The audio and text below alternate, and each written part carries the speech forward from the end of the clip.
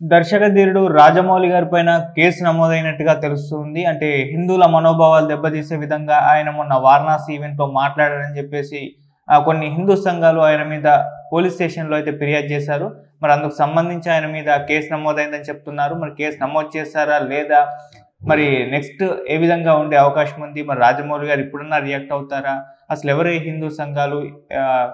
వాళ్ళు కంప్లైంట్ చేస్తారు కదా! సో, దాని ప్రధానం వాళ్ళు ఏం డిమాండ్ చేస్తున్నారు? మరి రాజమౌళి గారి కామెంట్స్‌ని ఏ విధంగా అర్థం చేసుకోవాలి? దాని పట్ల రకరకాల ఆహ్, అసోసియేషన్స్ నుంచి ఎటువంటి రెస్పాన్స్‌లు వస్తున్నాయనేది ఒకసారి మనం చెక్ చేసుకుందాం. సో, 'వారణాసి' మూవీ ఎంత హైప్ ఉందో మనకు తెలిసిందే. సో, మహేష్ బాబు గారి అభిమానులతో పాటు సినీ ప్రపంచమే ఆ సినిమా కోసం వెయిట్ చేస్తుంది. సో, అంతలా బజ్ క్రియేట్ అయిపోయింది ఆ సినిమా మీద. అది ఒకటి రాజమౌళి గారి ట్రాక్ రికార్డ్ కావచ్చు, లేకుంటే సూపర్ స్టార్ మహేష్ బాబు గారి స్టామినా కావచ్చు. ఈ 2 కూడా మ్యాచ్ అయిపోవడంతో ఇద్దరి కాంబినేషన్ కుదరడంతో సో, దాంతో ఆడియన్స్‌లో ఒక ఈగర్‌నెస్ క్రియేట్ అయిపోయింది ఈ సినిమా పట్ల. సో, ఈసారి 'బాహుబలి', 'ట్రిపుల్ ఆర్'తో ప్రపంచవ్యాప్తంగా గుర్తింపు తెచ్చుకున్న రాజమౌళి గారు ఈ సినిమాని ఈసారి గ్లోబల్ లెవెల్‌లో తీసుకెళ్తున్నారు కాబట్టి సో, ఖచ్చితంగా అంతే విజువల్ వండర్‌గా అంతే స్క్రిప్ట్ దీనికి డిజైన్ చేసి అద్భుతమైన ఒక థియేట్రికల్ ఎక్స్‌పీరియన్స్ ఖచ్చితంగా ఇస్తారని చెప్పేసి అందరి ఆడియన్స్‌లో కూడా ఒక అభిప్రాయం అయితే ఈ సినిమా పట్ల ఉంది. సో, ఆ రకంగా రీసెంట్‌గా ఈ సినిమాకి సంబంధించి గ్లిమ్స్‌ని ఒకసారి రిలీజ్ చేద్దామని చెప్పేసి ఒక పెద్ద ఈవెంట్ ఆర్గనైజ్ చేశారు. మనకు తెలిసింది అది రామోజీ ఫిల్మ్ సిటీలో ఏర్పాటు చేశారు. సో, చాలా అట్టహాసంగా జరిగింది. అంతేకాదు ఆ గ్లిమ్స్ రిలీజ్ ఈవెంట్‌ని జియో హాట్‌స్టార్ వాళ్ళకు ఓటీటీ రైట్స్ అమ్మేసి అందులో కూడా లైవ్ స్ట్రీమింగ్ చేశారు. సో, అక్కడ కూడా మంచి వ్యూవర్‌షిప్ సాధించింది. ఆ రకంగా ఈ ఈవెంట్ అనేది టాక్ ఆఫ్ ద టౌన్‌గా మారిపోయింది. సో, చాలామంది ఈ ఈవెంట్ గురించి కంప్లీట్ అయిన కొన్ని రోజులైనా కూడా మాట్లాడుకున్నారు. ఆ గ్లిమ్స్ గురించి మాట్లాడుకుంటున్నారు. అలా ఆ రేంజ్‌లో ఒక గ్లిమ్స్ రిలీజ్ చేయడానికే ఈ స్థాయిలో ఇంత పెద్ద ఈవెంట్ ఏర్పాటు చేశారంటేనే అర్థం చేసుకోవచ్చు. రాజమౌళి గారు ఎటువంటి ప్లాన్ చేశారో, సో, ఆయన మార్కెటింగ్ స్ట్రాటజీ ఏ విధంగా ఉంటుందో అని చెప్పేసి అందరూ కూడా మాట్లాడుకుంటున్నారు.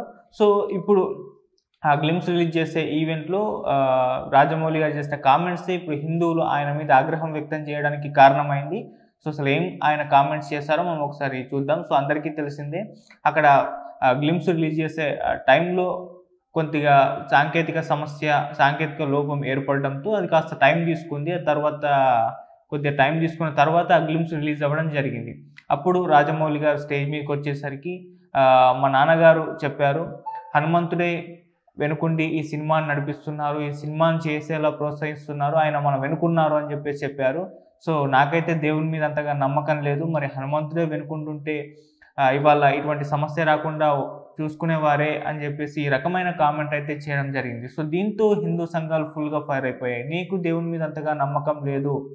లేకుంటే దాన్ని స్టేజ్ మీద చెప్పడం ఎందుకు? పైగా ఏదో సాంకేతిక లోపం ఏర్పడితే దానికి హనుమంతుడు ఏం చేస్తారు? హనుమంతుని మీద ఈ విధంగా కామెంట్స్ చేయడం అస్సలు సరికాదు అని చెప్పేసి హిందూ సంఘాలందరూ కూడా ఫైర్ అయ్యాయి. ఈయన వ్యాఖ్యలు హిందువుల మనోభావాలు దెబ్బతీసే విధంగా ఉన్నాయని చెప్పేసి కూడా సో, అందరూ అభిప్రాయపడి చాలామందైతే ఆయన్ని సోషల్ మీడియాలో ట్రోల్ చేయడం, విమర్శించడం అయితే జరిగింది. సో, ఆ రకంగా ఆ కామెంట్స్ విపరీతంగా వైరల్ అయిపోయాయి. సో, ఈ కామెంట్సే కాకుండా గతంలో 2011లో ఎవరో ఒక వ్యక్తి శ్రీరామనవమి శుభాకాంక్షలు తెలియజేస్తూ రాజమౌళి గారికి విషెస్ తెలియజేస్తూ ఒక ట్వీట్ చేయడం జరిగింది. దానికి రాజమౌళి గారు స్పందిస్తూ నాకు దేవుని మీద పెద్దగా నమ్మకం లేదు. ముఖ్యంగా శ్రీరాముని మీద నమ్మకం లేదు. నేను లార్డ్ కృష్ణని నాకిష్టం అని చెప్పేసి పెట్టడం జరిగింది. సో, దాన్ని ఇప్పుడు వైరల్ చేస్తూ గతంలోనే ఈయన చెప్పేశారు. ఈయన నాస్తికుడు అని చెప్పేసి ఈయనకి శ్రీరాముని మీద నమ్మకమే లేదని చెప్పేసి అలా కూడా ట్రోల్ చేయడం జరిగింది. సో, అలా గతంలో పాత వీడియోలు కావచ్చు, ట్వీట్లు కావచ్చు వాటిని కూడా మళ్ళీ ఇప్పుడు తవ్వి తీసి మొత్తం కూడా మార్కెట్‌లో పెట్టి విమర్శిస్తున్నారు. సో, ఆ రకంగా రాజమౌళి గారినైతే ఈ ఈవెంట్ తర్వాత గత 2, 3 రోజుల నుంచి కూడా ఫుల్‌గా ట్రోల్ చేయడం అయితే జరుగుతుంది. అయితే దీనిపైన రాష్ట్రీయ వానర సేన సంఘం వాళ్ళైతే సరూర్ నగర్ పోలీస్ స్టేషన్‌లో ఈయన పైన ఫిర్యాదు చేశారు. అంటే ఈయన కామెంట్స్ హిందువుల మనోభావాలు దెబ్బతీసే విధంగా ఉన్నాయని చెప్పేసి ఈయన మీద తగిన చర్యలు తీసుకొని మున్ముందు ఇంకెవరు కూడా హిందూ దేవుళ్ళ పైన ఎటువంటి అనుచిత వ్యాఖ్యలు చేయకుండా ఉండేందుకు ఈయన మీద ఆ తరహా చర్యలు తీసుకుంటేనే ఇలా ఇంకోసారి జరగకుండా ఉంటుందని చెప్పేసి వాళ్ళు కామెంట్ చేస్తూ సరూర్ నగర్ పోలీస్ స్టేషన్‌లో అయితే ఫిర్యాదు చేయడం జరిగింది.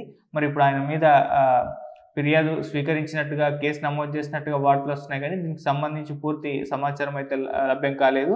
సో, అలా పోలీసులకైతే ఫిర్యాదు చేయడం ఇప్పుడు ఇండస్ట్రీలోనే ఒక హాట్ టాపిక్‌గా మారిపోయిందని చెప్పుకోవాలి. సో, ఇలా రాష్ట్రీయ వానర సేన సంఘం వాళ్ళు కూడా ఫిర్యాదు చేయడంతో ఇప్పుడు మొత్తం కూడా దీని గురించే చర్చించుకుంటున్నారు. అయితే ఇక్కడ ఒకవైపు రాజమౌళి గారి పైన ఇలా విమర్శలు వస్తున్న నేపథ్యంలో మరోవైపు ఆయనకు మద్దతు కూడా లభిస్తూ ఉంది. సో, చాలామంది ఆయనకు సపోర్ట్ తెలియజేస్తూ ట్వీట్లు చేస్తున్నారు. కొన్ని హిందూ సంఘాల వాళ్ళు కూడా ఆయనకు మద్దతు తెలుపుతున్నారు. అంటే ఆయన్ని విమర్శించడం కాకుండా, మద్దతు తెలపడం కాకుండా బ్యాలెన్స్‌డ్‌గా మాట్లాడుతున్నారు. సో, అంటే రాజమౌళి గారు ఇటువంటి కామెంట్స్ హనుమంతుడి మీద చేయడం తప్పే. కాకపోతే దీనికోసం సినిమాని బాయ్‌కట్ చేయడము, ఆయన మీద విపరీతంగా ట్రోల్ చేయడము సరికాదు అని చెప్పేసి లలిత్ కుమార్ లాంటి వాళ్ళు కూడా మాట్లాడడం జరిగింది. సో, లలిత్ కుమార్ గారు కూడా దీని మీద రియాక్ట్ అయిపోయి ఆయన హనుమంతుడి మీద చేసిన వ్యాఖ్యలైతే తప్పు గాని, దానికోసం అని చెప్పేసి ఆయన్ని తీవ్ర స్థాయిలో విమర్శించడం, సినిమా బాయ్‌కట్ చేయడం అనేది సరికాదు. సో, హిందూ అంటే హనుమంతుని పైన అతను ఈ విధంగా కామెంట్స్ చేయడం, లేకపోతే అతనికి దేవుళ్ళ మీద అంతగా నమ్మకం లేదు అని చెప్పారు గానీ, ఆయన తన సినిమాల్లో మాత్రం ఎప్పుడూ కూడా దేవుళ్ళని దేవుళ్ళపై అనుచిత వ్యాఖ్యలు చేస్తూ, లేకుంటే దేవుళ్ళని తప్పుగా చూపిస్తూ ఎప్పుడు కూడా చేయలేదు. ఇప్పుడు ఈ సినిమాలో కూడా చేయరు అని చెప్పేసి చెప్పడం జరిగింది.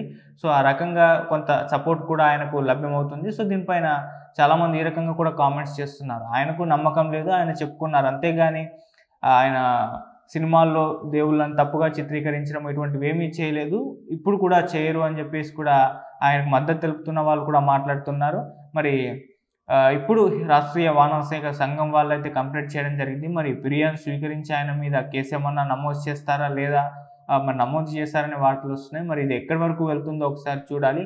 మళ్ళీ మరి రాజమౌళి గారు దీని పట్ల అంటే ఇంత ఇష్యూ అయింది, ఇంత చర్చనీయాంశంగా మారిపోయింది కాబట్టి ఆయన ఏమన్నా స్పందిస్తారా అనేది చూడాల్సిన అవసరం అయితే ఉంది. సో, మరి చూద్దాం. అయితే ఇంకొంతమంది సినిమాకి ఇదంతా ఒక రకమైన ప్రమోషన్ లాగా యూజ్ అవుతుందని కూడా మాట్లాడుతున్నారు. సో, నాకు తెలిసి ఇదంతా కూడా ప్రమోషన్ అని అనుకోవాల్సిన అవసరం లేదు. ఎందుకు అంటే ఆ సినిమా పైన ఎక్స్‌పెక్టేషన్స్ ఫుల్‌గా ఉన్నాయి. ఆల్రెడీ ఫుల్‌గా జనాల్లోకి వెళ్ళిపోయింది. వరల్డ్ వైడ్‌గా తీసుకెళ్తున్నారు. మరి ఆ నేపథ్యంలో రాజమౌళి గారు ఇటువంటి ఒక చిన్న ట్రిక్ ప్లే చేసి ప్రమోషన్ చేసుకోవాల్సిన అవసరం అయితే ఆయనకు ఉండదు. సో, ఆయన మార్కెటింగ్ స్ట్రాటజిస్ట్, అలాగే తన సినిమాని జనాల్లోకి ఏ రకంగా పంప్ చేస్తారో ఆ రకంగా పంప్ చేసేంత సత్తా కూడా ఎవరికీ లేదు. సో, ఆ స్థాయిలో తన సినిమాని తీసుకెళ్తారు. అది గ్లోబల్ లెవెల్‌లో కావచ్చు, ఎక్కడికైనా సరే తనకు అవసరం అనిపిస్తే తన సినిమాని విపరీతంగా ప్రమోషన్ చేస్తూ ఉంటారు. దానికోసమని ఇలా కాంట్రోవర్సీ రూపంలో అయితే ఖచ్చితంగా వెళ్ళరు అని చాలామంది చెప్తున్నారు. మరి చూద్దాం ఈ ఇష్యూ ఎక్కడి వరకు వెళ్తుంది. మరి దీన్ని సార్ట్ ఔట్ చేసుకుంటారా రాజమౌళి గారు? లేకుంటే ఇంకా వివాదాస్పదంగా మారుతుందా అనేది మనం వెయిట్ చేసి చూడాల్సిన అవసరం అయితే ఉంది. Thank you so much.